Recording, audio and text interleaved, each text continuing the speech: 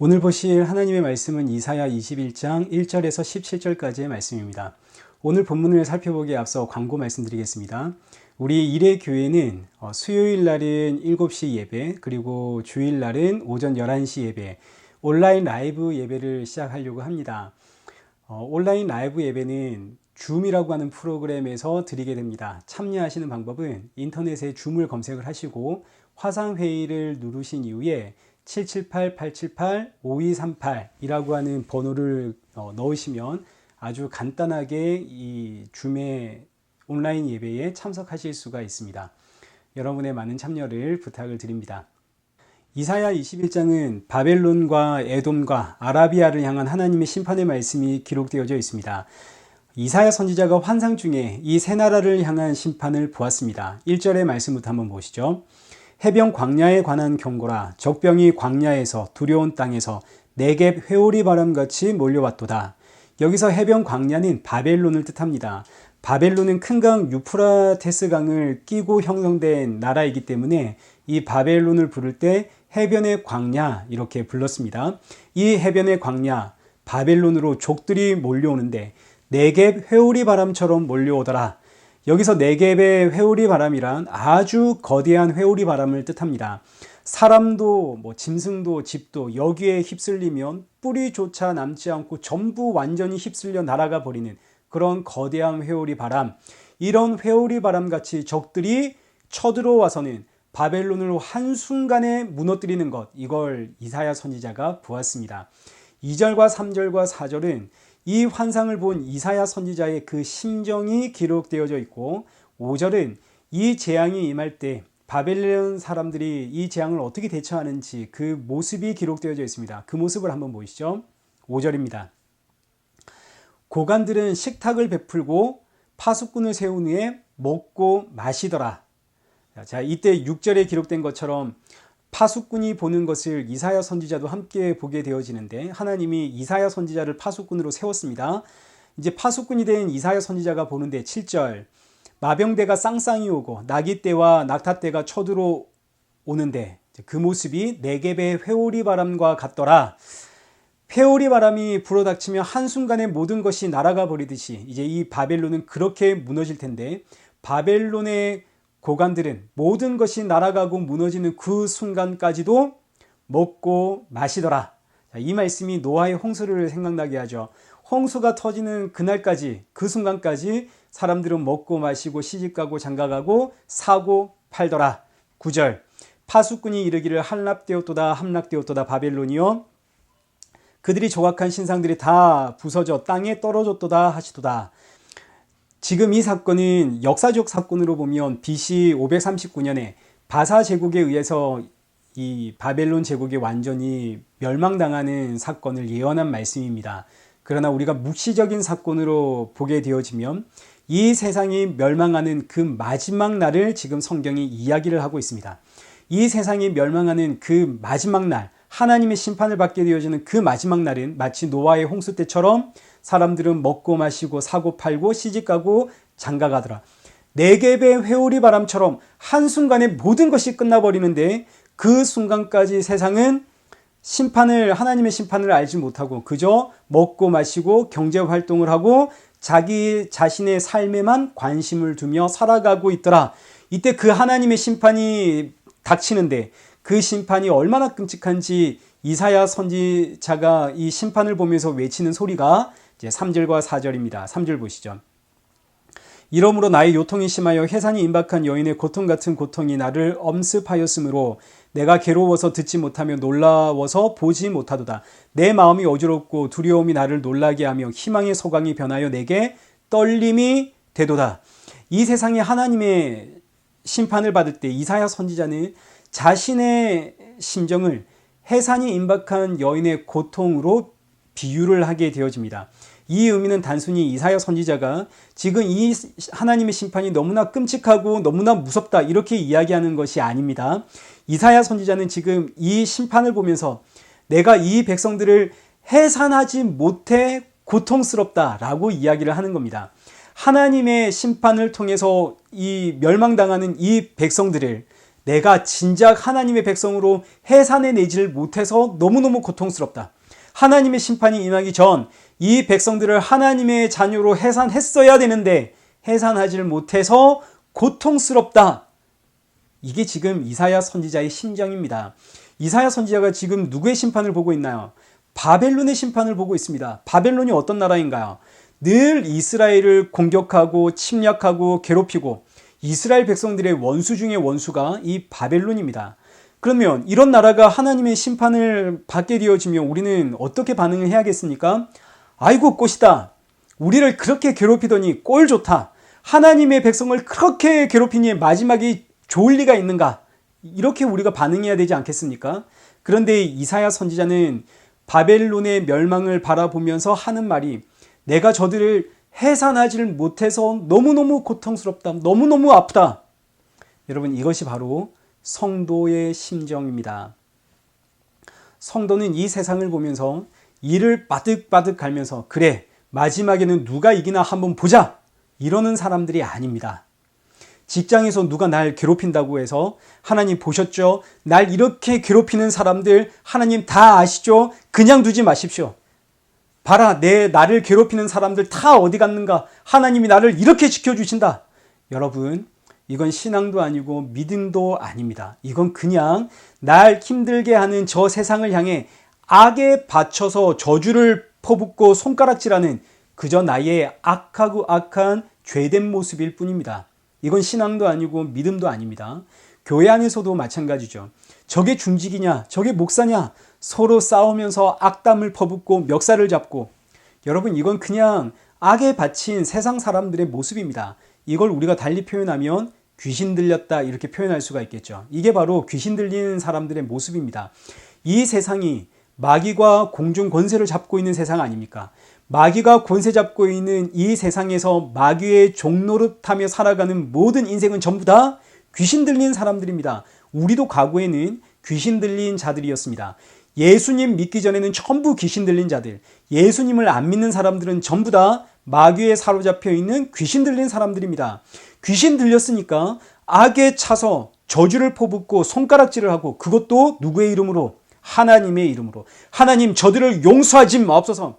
여러분 이게 귀신 들렸다는 증거입니다. 귀신 들렸으니까 세상을 향해서 아이고 꼴 좋다. 너희 전부 심판받아라. 제가 요즘 유튜브를 보면 교회 관련 유튜브들이 이제 부쩍 증가했는데 그 교회 관련 유튜브를 보게 되어지면 세상에 얼마나 세상을 욕하고 있는지 모릅니다.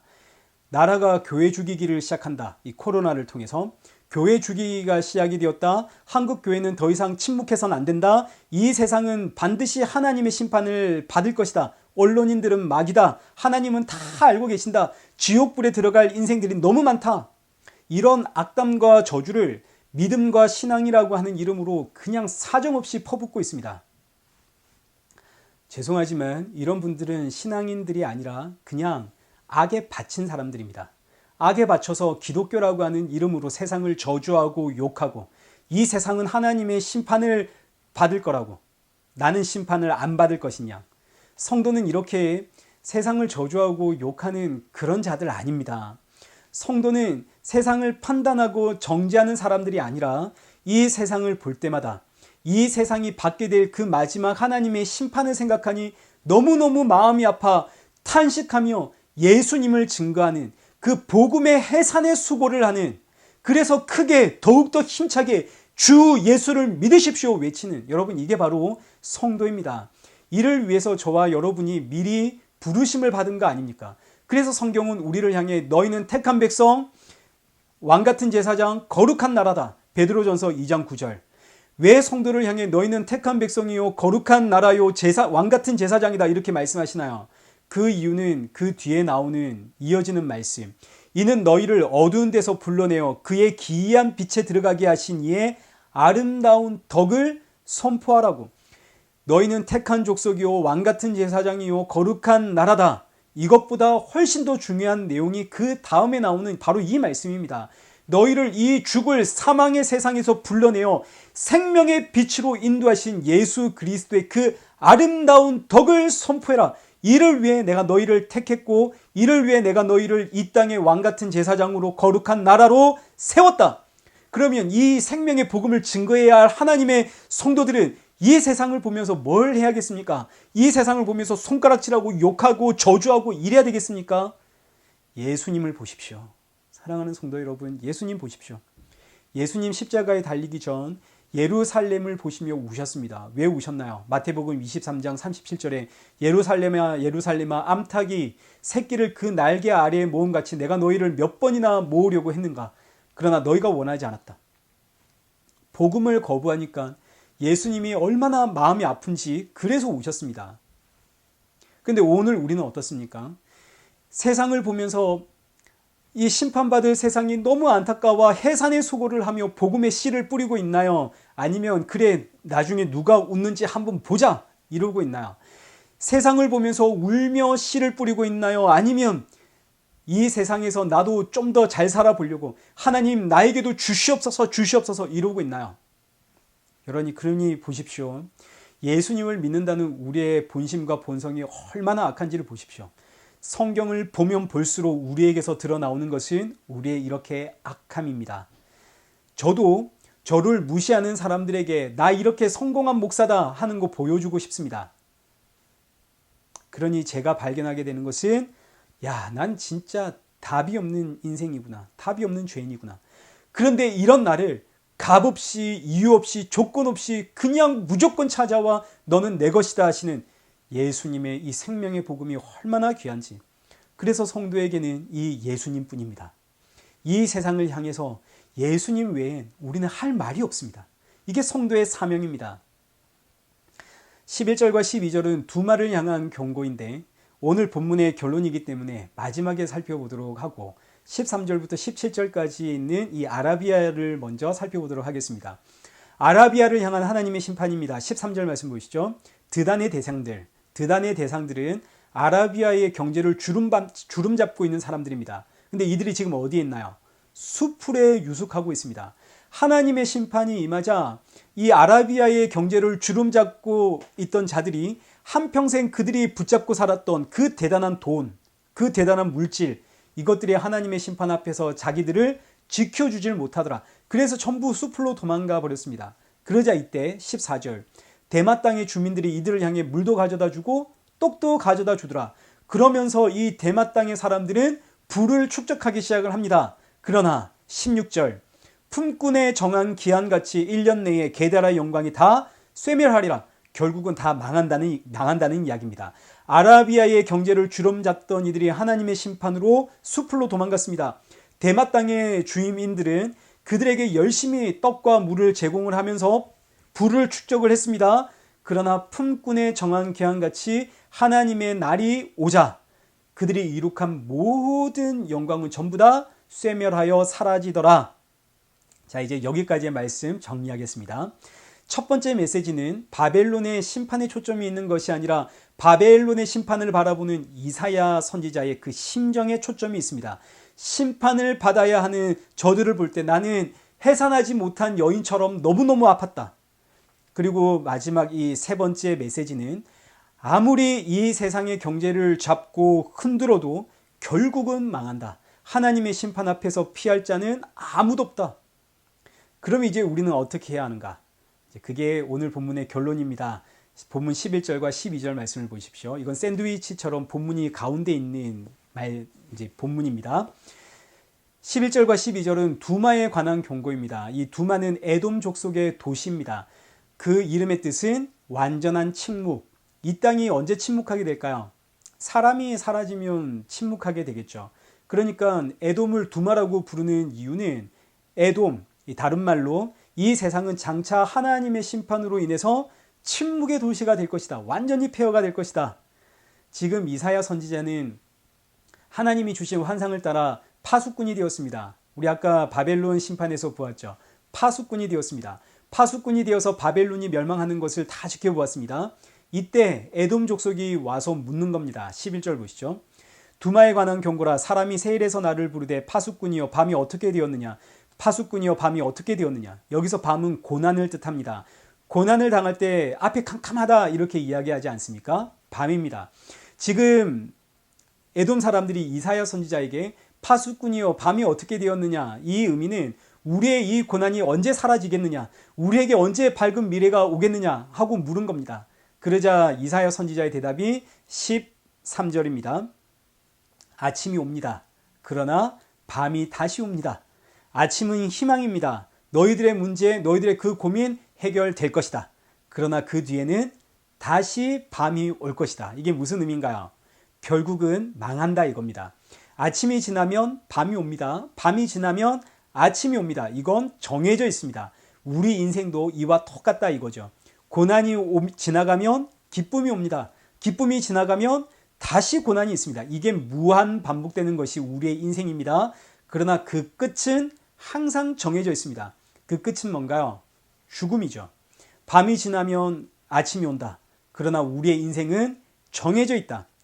그러니 물으려면 물어보아라. 인생의 마지막은 하나님의 심판으로 끝이다. 그러니 너희는 돌아와라. 어디로 돌아와야 하나요? 예수님께로 돌아와야죠. 이 땅의 유일한 구원자 되신 예수 그리스도께로 돌아와라. 이것이 이사야 21장의 결론입니다. 우리의 인생에는 굴곡이 있습니다. 여러분 다 경험하고 계시죠? 때로는 너무나 힘든 일을 당해서 괴롭고 지치고 너무너무 힘들어하고 있다가 어느 순간 그 모든 일들이 지나가면 기쁨이 찾아오고, 아이고 이제는 살겠다, 이제는 좀 살맛이 난다, 이젠 좀 쉬자 할만 하면 또다시 고난이 먼 일이 터져가지고 또다시 나를 너무너무 지치게 만들고 힘들게 만들고, 이게 우리가 지금 이 땅에서 경험하고 있는 인생입니다. 인생에는 이런 여러 가지 굴곡이 있습니다. 기쁨이 있으면 또 슬픔이 오고, 슬픔이 지나면 기쁨이 오고. 이걸 통해서 성경이 지금 뭘 알려주나요? 각자 인생이 경험하고 있는 이 굴곡은 다르지만 그러나 그 인생의 끝은 똑같다. 그 인생의 끝은 이 땅에서는 죽음이고 사망이지만 주의 나라에서는 영원한 지옥 심판이다.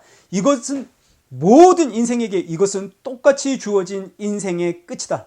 그러니 너희는 돌아와라. 주 예수를 믿으라. 그리하면 너와 내 집이 구원을 얻으리라. 우리 주님 오시는 그날까지 끝이 정해져 있는 이 세상을 향해 우리는 주 예수 그리스도의 생명의 복음을 증거해야 할 이 사명을 받았습니다. 이 사명을 가지고 우리 주님 다시 오시는 그날까지 이 세상을 향해 아이고 잘됐다, 아이고 꽃이다, 이것이 아니라 이 생명의 복음을 증거하는 예수님을 믿으십시오. 이 땅에 예수님 말고는 소망이 없습니다. 그러니 예수님 믿으십시오 하고 증거하는 저와 여러분 되시길 축원합니다. 기도하겠습니다.